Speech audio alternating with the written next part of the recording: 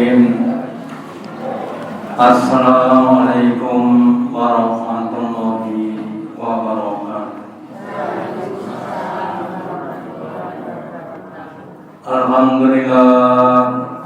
Alhamdulillahilladzi at'ana bi ni'matil imani wal islam. Asyhadu an la ilaha illallah wahdahu la syarika lah wa asyhadu anna Muhammadan abduhu wa rasuluhu la nabiyya wa la rasula ba'da. Allahumma shalli ala Muhammad wa ala ali Muhammad kama shallaita ala ali Ibrahim innaka Hamidum Majid. Wa barik ala Muhammad wa ala ali Muhammad kama barakta ala ali Ibrahim innaka Hamidum Majid. Qala Allahu ta'ala fi kitabil karim. A'udzu billahi minasy syaithanir rajim. Ya ayyuhalladzina amanu ittaqullaha haqqa tuqatih wa la tamutunna illa wa antum muslimun. Bapak Ibu hadirin yang dirahmati Allah Ta'ala, yang pertama dan utama, marilah kita selalu meningkatkan, menambahi kesyukuran kita, keimanan dan ketakwaan kita kepada Allah Ta'ala dengan menjalankan perintah-perintahnya dan menjauhi larangan-larangannya. Bapak Ibu hadirin yang dirahmati Allah Ta'ala, kalau kita perhatikan tingkah laku, perbuatan, sifat-sifat dalam kehidupan kita sehari-hari. Ada orang yang dia tidak mau mengabdi kepada Allah, tidak mau menyembah kepada Allah. Ada juga orang yang ketika dilimpahkan kenikmatan dunia, apakah itu diberi harta atau kedudukan atau yang lainnya, mereka lupa daratan, lupa dengan Allah Ta'ala. Dan demikian juga ada orang yang dia mau beribadah kepada Allah dengan khusyuknya dan lain sebagainya, yang itu dipengaruhi oleh banyak faktor. Sebagian penyebab orang yang sombong tidak mau menyembah kepada Allah Ta'ala karena mereka menganggap Allah itu kecil. Mereka menganggap bahwa apa yang dia punya adalah miliknya sendiri. Maka Allah mengingatkan kepada kita, jangan sampai kita sombong kepada Allah. Di dalam surat Luqman surat yang ke-31 ayat yang ke-26, Allah menyatakan, wahai orang-orang beriman, lillahi ma fis samawati wal ardi. Miliknya Allah Ta'ala semua yang ada di langit-langit dan di bumi. Inna Allaha huwal ghani, sesungguhnya Allah zat yang maha kaya, zat yang tidak menurut dengan siapa-siapa, al-hamid, zat yang maha terpuji. Kalau kita cermati dalam kehidupan kita, hidup di dunia mempunyai berbagai macam hak milik atau kekayaan. Sebagian dari kita punya rumah, punya berbagai macam kenikmatan dunia, kendaraan dan lain sebagainya. Bahkan orang yang kaya raya itu bahkan mempunyai berbagai macam nikmat-nikmat dunia, sumber-sumber penghasilan, ternak-ternak yang banyak, tanah yang luas, bahkan ada yang punya tambang dan lain sebagainya.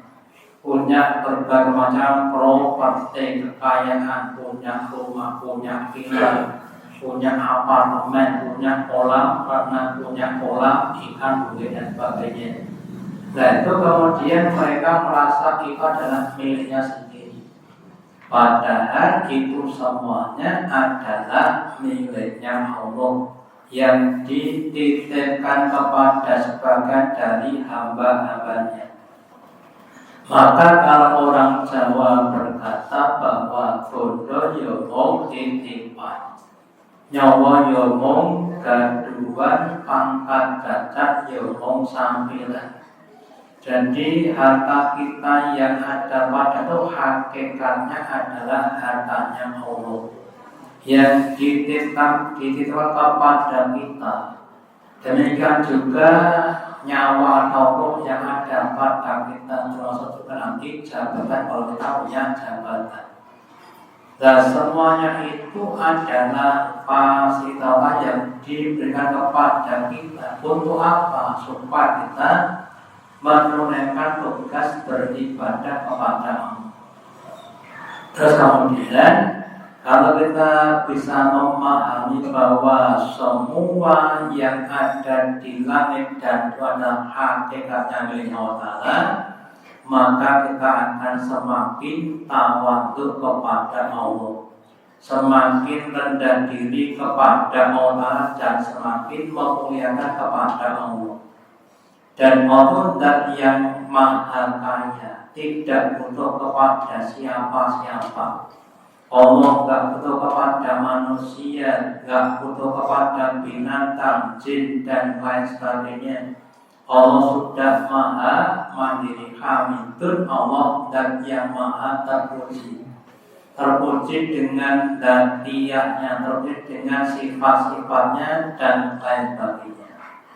Terus kemudian Bapak Ibu, tadi saya sampaikan, ada sebagian orang itu yang merasa memiliki harta, bahkan dengan kesombongannya dia menganggap itu adalah miliknya sendiri.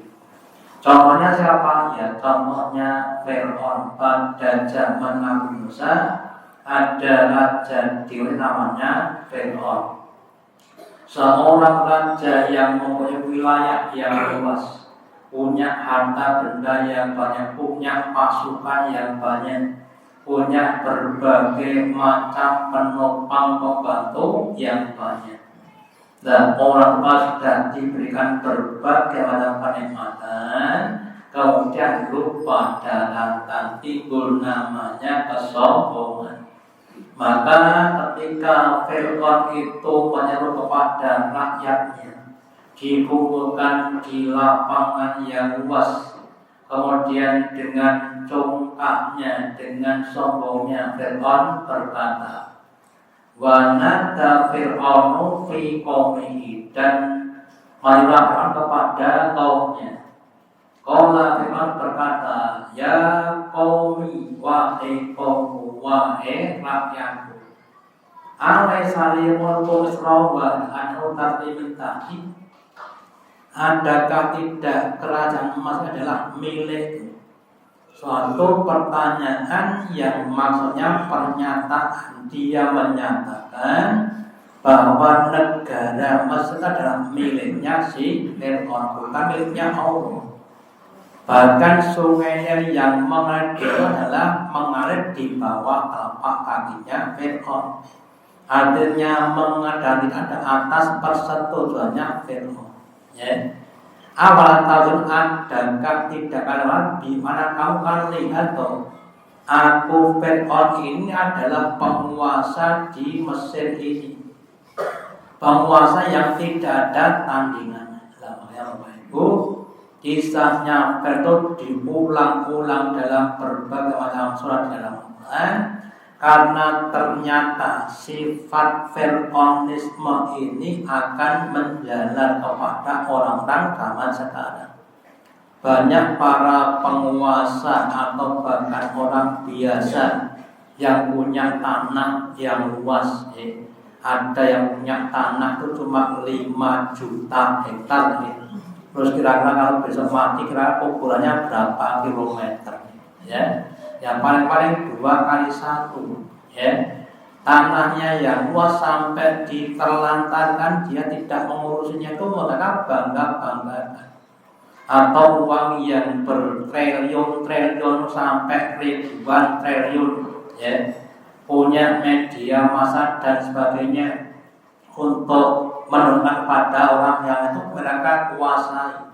Nah, mereka kemudian menyatakan, mengakui, merasa dia adalah orang yang paling kuasa. Itu namanya paham terorisme. Makanya Bapak Ibu, kita jangan sampai punya sifat terorisme. Apapun yang ada pada kita, yuk kita seperti Nabi Sulaiman. Ketika diberi harta, benda, dan pangkat yang tinggi, dengan tawadhunya Nabi berkata, "Hadza min fadli Rabbi liyabluwani a'askur a'akur." Semua ini hartaku, kekayaanku ini adalah fadilah pemerintah dan Allah untuk menguji kepadamu, apakah aku termasuk orang-orang yang syukur atau orang-orang yang kufur. Jadi kita harus waspada. Di balik kenikmatan itu ada tanggung jawab. Semakin banyak kenikmatan, maka kan semakin besar tanggung jawabnya besok di hadapan Allah.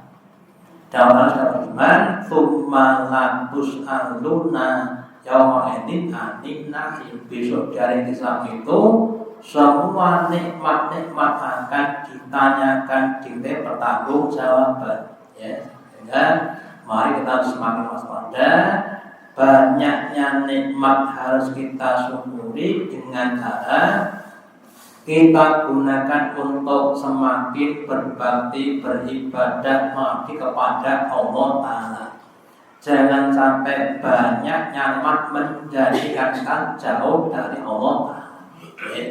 Terus kemudian Firman juga mengatakan bahwa sungai itu mengalir di bawah telapak kakinya, seakan-akan hasil bumi ataupun apa yang ada di gunung adalah miliknya.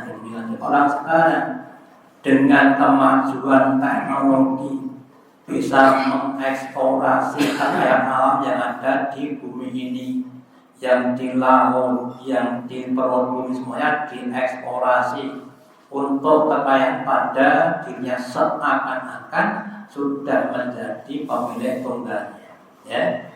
Terus kemudian selain mempunyai harta benda atau kekayaan di langit dan di bumi, Allah juga mempunyai pasukan-pasukan.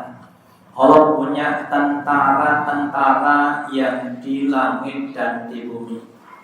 Di surat Al-Fatah surat yang ke-48 ayat yang ke-4 Allah berfirman, "Huwallazi anzala sakinata fi qulubil mu'minin."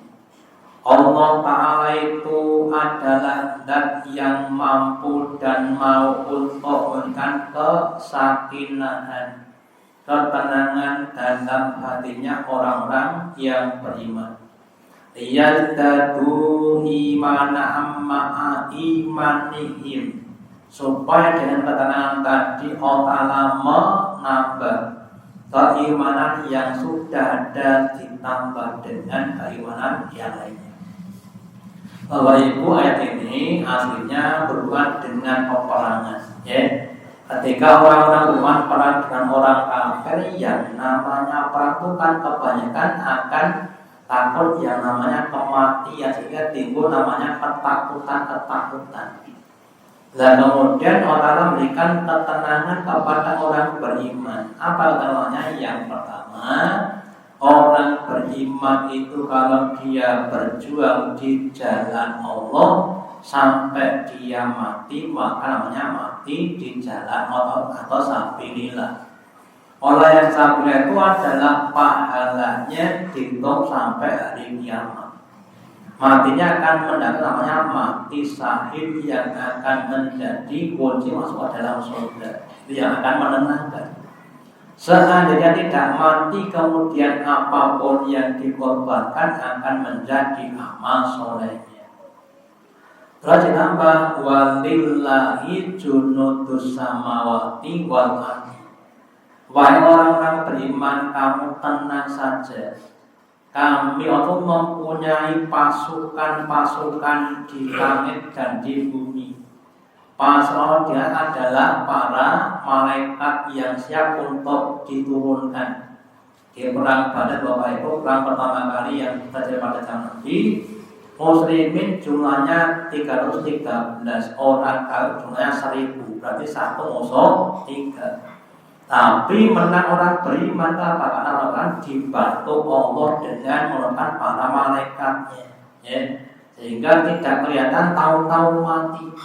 Melempar batu nggak sampai kemudian sampai jadi mati, mematikan orang kafir dan sebagainya. Nah, tentara itu bisa diturunkan pada zaman Nabi atau pada zaman sekarang untuk membantu orang-orang yang beriman, kalau orang itu betul-betul mau untuk mempertahankan agama dan dengan ikhlas. Makanya kita semua Bapak Ibu, kalau menghadapi berbagai macam kendala-kendala dalam mempertahankan agama, maka kita harusnya minta tolong kepada Allah, bukan kepada yang lain.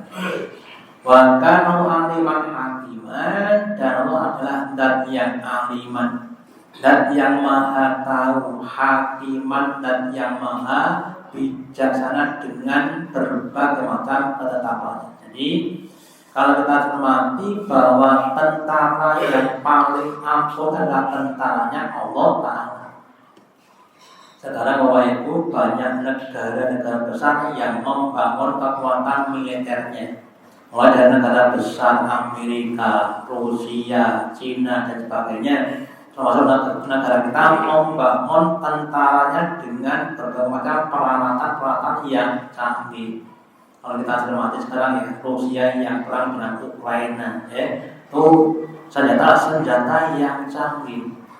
Tapi secanggih-canggihnya senjatanya mereka masih canggih senjatanya Allah Ta'ala. Makanya kita jangan takut dalam nama Allah dan yang akan membantu kepada kita. Nah kemudian di dalam surat lain nanti dikatakan Bapak Ibu, kita harus meniru kepada Nabi Ibrahim dalam hal pasrah kepada Allah.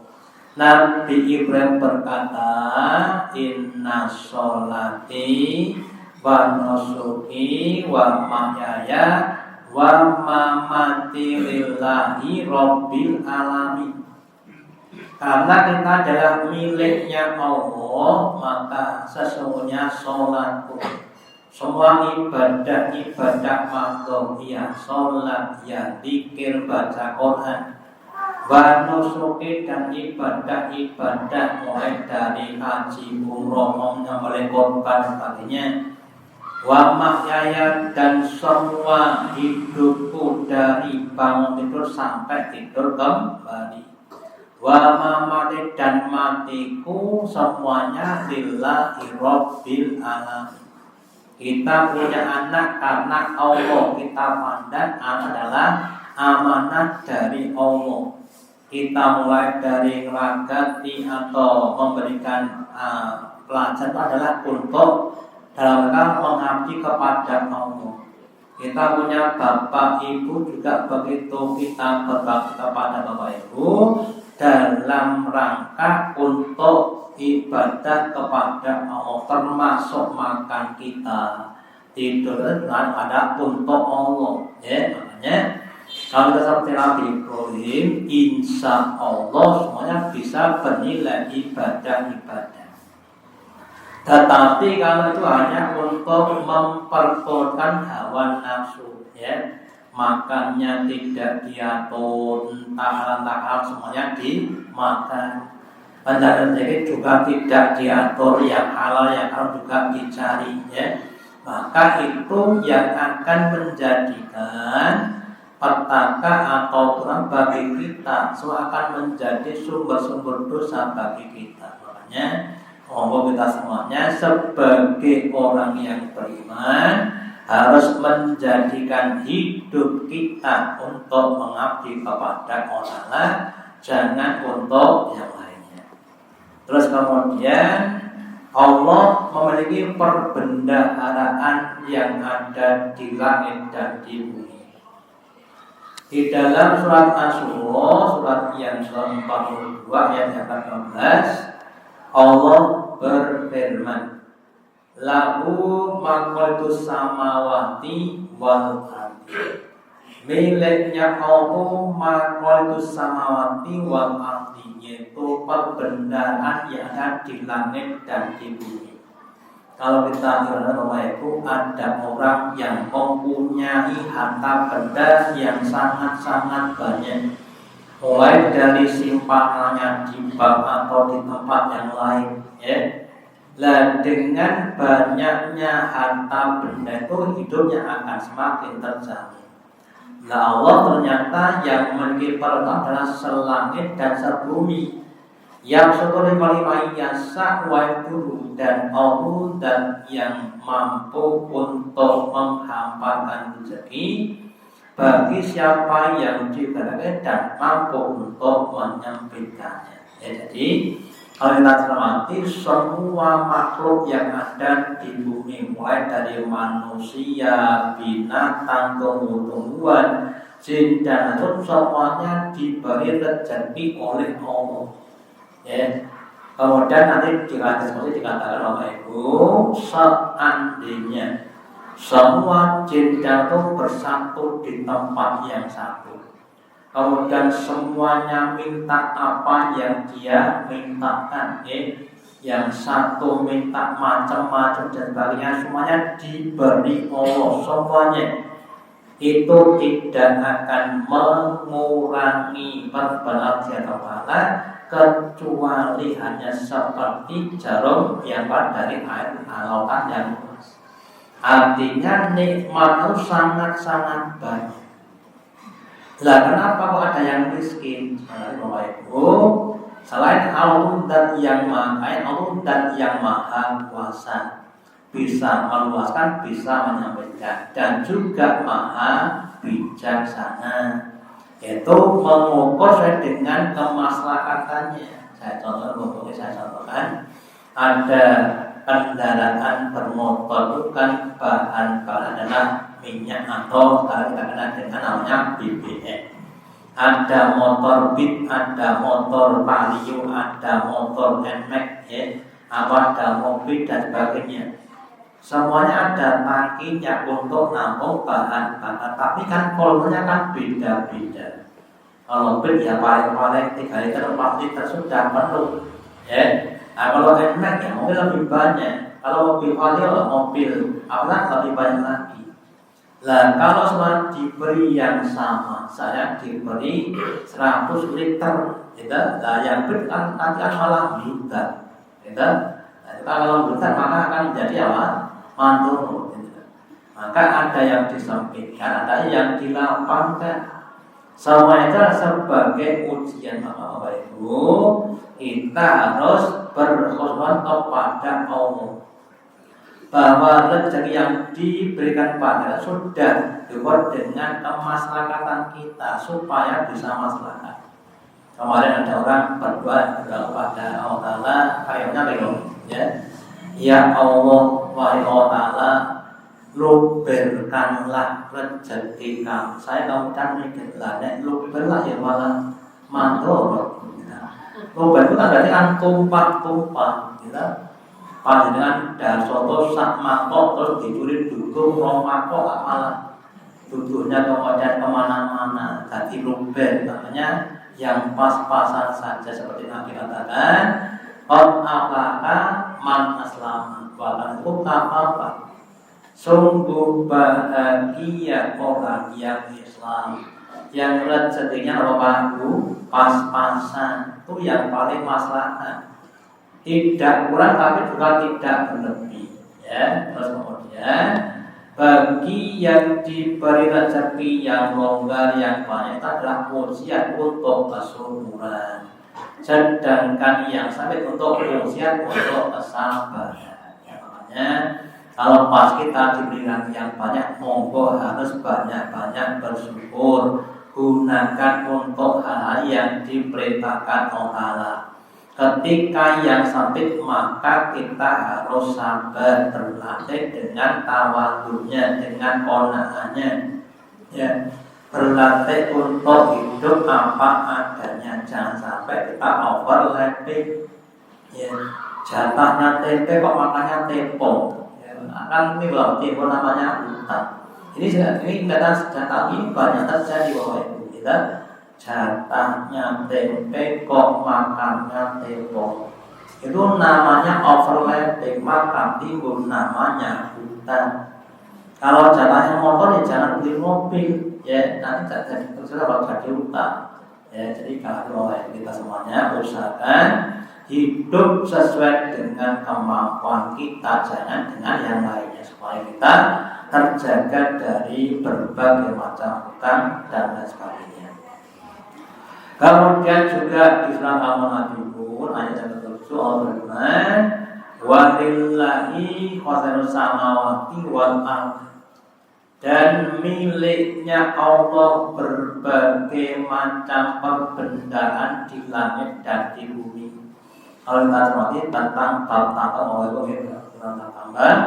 mungkin kita kenal yang namanya tambang minyak, tambang emas, dan tambang-tambang yang lainnya. Ketika digariskan memberikan masalah pada manusia, ya. Dan tambang-tambang yang ada di Probolinggo itu besok sampai kiamat tidak akan habis. Allah siapkan sampai kiamat bahkan tulah-tulah. Dan nanti bahkan menjelang hari kiamat Bapak Ibu, tambang-tambang emas itu semakin dibukakan Allah. Yang sekarang belum bisa akan dibuka sehingga orang nanti di akhir zaman itu infak emas pun nggak ada yang mau terima. Kenapa? Karena sudah pada punya, sudah banyak yang pakai emas begitu, tapi mereka semakin makmur gitu. Makanya kita jangan sampai ragu dengan yang namanya rezeki. Banyak sedikit itu sudah ditentukan dengan hakimnya Allah, sehingga kita tinggal untuk menggunakan dengan bijaksana. Saya contohkan tentang yang namanya motor atau mobil, ya. Di motor atau di mobil itu kan ada gas dan rem. Gas itu untuk ngegas supaya lajukan semakin kencang. Itu utamanya untuk tenaga jalan yang mendaki, sedangkan rem itu untuk jalan yang lurus supaya tidak jatuh ke tempat yang tidak diinginkan. Nah, ketika kita mengalami pada jalan yang lurus, rezekinya itu harus direm, jangan digas. Rezekinya sampai malah digas, makanya kira-kira akan jadi hancur. Makanya kita seperti itu. Ketika rezeki kita mulai sempit, maka kita harus mengerem hal-hal yang nggak penting, nggak usah dikeluarkan. Jangan sampai malah digas. Ketika kita diberi kelonggaran, ya kita digas. Kemudian ditambahkan pengeluaran yang bermanfaat untuk infak, sedekah. Ya, dulu belum bisa berkorban karena belum punya uang, sekarang punya uang, ya berkorbanlah, sedekah lah, dan lain sebagainya. Ya. Seandainya terpaksa untuk menggunakan barang-barang yang mewah, tapi tujuannya bukan untuk pamer, tapi untuk mensyukuri nikmatnya Allah. Ya. Suatu saat ada orang yang senang dengan pakaian yang bagus, terus matur Nabi kalau menggunakan pakaian yang itu boleh apa tidak? Oh boleh. Ya. Tapi niatannya jangan sombong, tapi niatannya mensyukuri nikmatnya Allah. Sehingga ketika kita suatu saat nanti diberi rumah yang bagus, mobil yang itu, boleh saja kita pakai. Tapi sekali lagi jangan sampai digunakan untuk menyombongkan diri. Kita gunakan untuk mensyukuri nikmat-nikmat Allah, supaya kita semakin diberi nikmat yang lebih banyak. Ya. Jangan sampai juga uangnya sudah banyak, tapi pakaian yang lusuh itu juga tidak bagus. Kenapa? Karena tidak mensyukuri nikmatnya Allah. Jadi boleh pakai yang baik-baik, tapi jangan sampai kita merasa sombong. Ya. Semua itu adalah pemberian dari Allah. Terus maupun dan yang memberi rezeki bukan yang minta rezeki. Ini beda dengan orang-orang kafir yang Tuhannya Tuhan yang larang. Tuhan kita Tuhan yang kaya, enggak minta tapi memberi, ya. Maka ketika terjadi pada zaman Nabi ada orang korban, orang musyrik, kemudian sebagian dagingnya diberikan kepada Tuhannya, sedangkan Allah Tuhan kita tidak butuh daging korban, tapi yang adalah ketakwaan kita. Terus kemudian di surat Toha, surat yang ke-20 ayat 132, Allah berfirman, wa mur'ahnaka bisolati, wahai Ibrahim, perintahkanlah kepada keluarga untuk sholat, wassalat dan bersabar atas menunaikan sholat. La nasalatikon, aku tidak minta kepada Allah, enggak butuh makan, Allah enggak butuh uang kita. Kalau seandainya kita itu menginfakkan uang kita itu hakikatnya untuk pada saudara kita. Bahkan aku dan utamanya adalah untuk mendapatkan pahala dari Allah untuk kita. Namun nazarkan kalau yang berkata kepada manusia, walaupun litakwa dan semua akibat itu nanti akan kembali kepada orang-orang yang taat dari itu. Tuhan kita itu Allah tidak butuh makan, gak butuh kita itu untuk memberikan rezeki. Allah dan yang maha rozak dan yang maha kepada hamba-hambanya. Maka apapun yang kita butuhkan harus kita doakan kepada Allah. Jangan sampai kita malu berdoa kepada Allah. Apa yang kita doakan, yang besar, yang kecil, yang kecil, itu kita ada kepada Allah. Ya, semakin banyak kita berdoa, insya Allah akan semakin senang disenangi oleh Allah.